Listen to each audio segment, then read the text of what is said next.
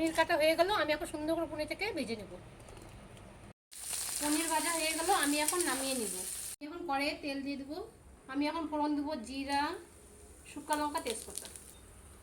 ফোড়নটা ভাজা হয়ে গেছে, আমার এখন সিদ্ধ করে আলুগুলো দিয়ে দেবো। এখন আমি দিয়ে দেবো স্বাদ মতন লবণ, আর দিয়ে দেবো পরিমাণ মতো হলুদ।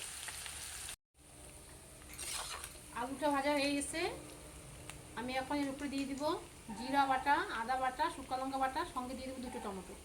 অল্প জল দিয়ে প্লেটটা ধুয়ে আমি মশলাটা কষাই নেব। মশলা কষানো হয়ে গেছে, আমি এখন ঝোলের জন্য জল দিয়ে দেবো।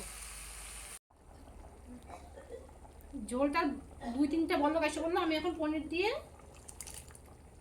গরম মশলা দিয়ে নামিয়ে দেবো।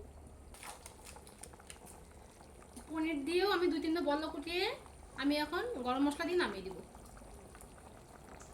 আজকে শনিবার নিরামিষ, আজকে পনির রান্না করছি, আর সঙ্গে করছি মাছের ডাল, পাঁপড় ভাজা, ভুট্টার পাঁপড়। দেখি পনিরটা খেয়ে দেখি কেমন হয়েছে। সঙ্গে একটু লেবু চিপে নেই।